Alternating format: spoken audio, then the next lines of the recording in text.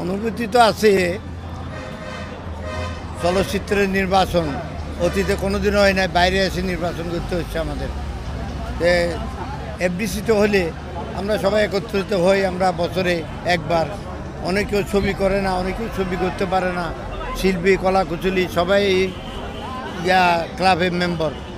সবচেয়ে বড় সবাই সবগুলি মিলিয়ে এখানে মেম্বারশিপ আছে সবাই, তাহলে সবাই একত্রে দেখা হয়, শিল্পী কলা কুচলি প্রযোজক পরিচালক অভিনেতা সবাইকে। এখন তো এইটা বাইরে হওয়াতে আনন্দটা তো আমাদের নাই। আগের চেয়ে যে অভিনেতা সব একসাথে হতেন এফডিসিতে, এখন অনেকটাই এখানে নেই, অনেকে আসতেও পারছে না, সেই বিষয়টা কোন চোখে দেখছেন? না, আমি তো ভালো চোখে দেখছি না।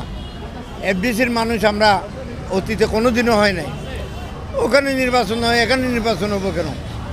এটা হয়তো আমাদের নেতৃত্বদের অভাবে এটা হয়েছে। নেতৃত্ব নিতে হবে সবাই, নেতৃত্ব না নিলে হবে না। আর চলচ্চিত্রে তো আর পলিটিক্যাল সংগঠন না, এগুলিতে নিজেরা শিল্পীদের কল্যাণের জন্য কাজ করে। তো এই কাজটা যদি ঠিকভাবে যদি নির্বাচন না করতে পারে তাহলে লাভটা কি? আমাদের বাইরে আসি দাওনা দিতে হচ্ছে কেন? এটা আমি সরকারের কাছে অনুরোধ করব, এটা সহযোগিতা করা উচিত। শিল্পীদেরকে, পরিচালকদেরকে, প্রযোজকদেরকে সম্মান দিয়ে পারে তারা একটু বললে তো হয়তো এটা হয়ে যেত ওখানে।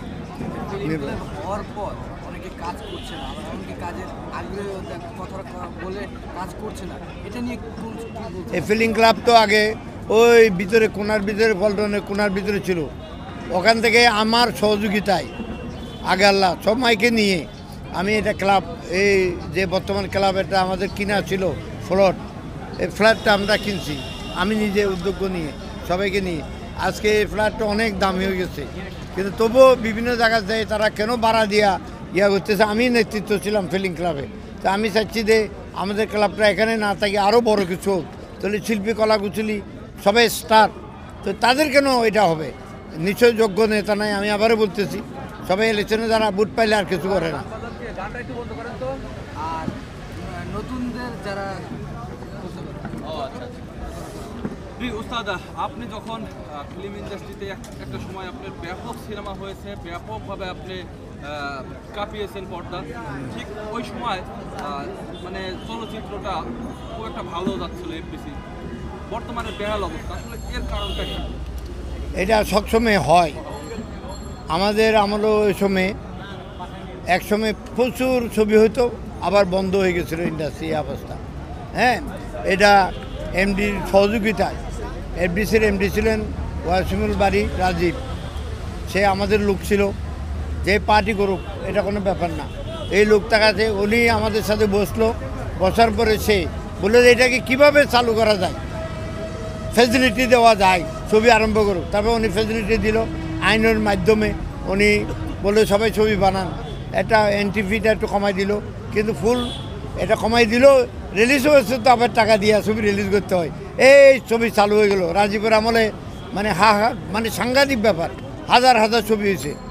এরপর থেকে আর দেখি না, ছবি দিন দিন হল বন্ধ হয়ে যাচ্ছে।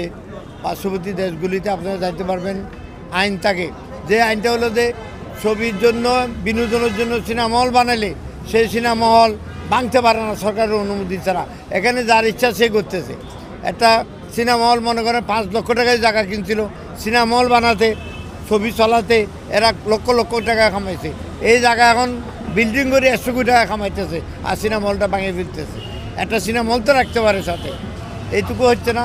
এটা সরকারের উদ্যোগ নিতে হবে, সরকারের ওরকম আইন করে দিতে হবে। বিনোদনের জন্য যদি সিনেমা হল বানায় তাহলে এটা আর করতে পারবে না, ভাঙতে পারবে না। ভাঙলে একটা সিনেমা হল থাকতে হবে, এটা সারা পৃথিবীতে আইন আছে।